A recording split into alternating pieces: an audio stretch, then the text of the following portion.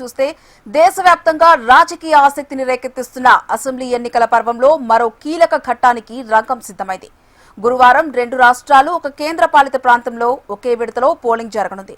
అసోం, కేరళ రాష్ట్రాలతో పాటు పుదుచ్చేరి కేంద్రపాలిత ప్రాంత ప్రజలు తమ తీర్పును ఇవ్వనున్నారు. 3 ప్రాంతాలతో కలిపి 6.1 కోట్లకు పైగా ఓటర్లు తమ ఓటు హక్కును వినియోగించుకోనున్నారు. తమిళనాడు, పశ్చిమ బెంగాల్తో పాటు ఈ ఎన్నికల ఫలితాలను కూడా మే 4వ తేదీన ప్రకటించనున్నారు.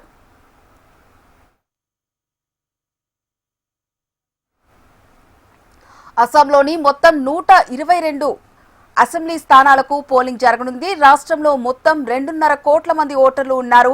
వీరిలో దాదాపు సమానంగా 1,25,00,000 మంది పురుషులు, మహిళలు ఉన్నారు. అలాగే 318 మంది ట్రాన్స్జెండర్లు, 18 నుంచి 19 ఏళ్ల మధ్య వయసున్న 6.42 లక్షల మంది తొలిసారి ఓటు వేయనున్నారు.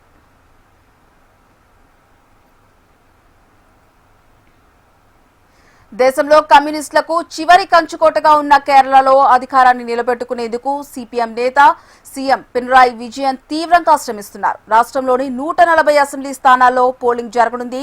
కేరళలో మొత్తం 2.71 కోట్ల మంది ఓటర్లు ఉన్నారు. వీరిలో 1.39 కోట్ల మంది మహిళలు, 1.32 కోట్ల మంది పురుషులు, 273 మంది ట్రాన్స్జెండర్లు ఉన్నారు.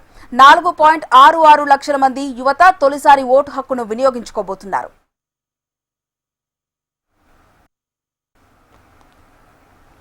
కేంద్ర పాలితమైన పుదుచ్చేరిలోని 30 అసెంబ్లీ స్థానాలకు పోలింగ్ జరగనుంది. ఇక్కడ మొత్తం 9.44 లక్షల మంది ఓటర్లు ఉన్నారు. వీరిలో 5 లక్షల మంది మహిళలు, 4.43 లక్షల మంది పురుషులు, 139 మంది ట్రాన్స్జెండర్లు ఉన్నారు. 23,000 మంది యువత తొలిసారి ఓటు వేయనున్నారు.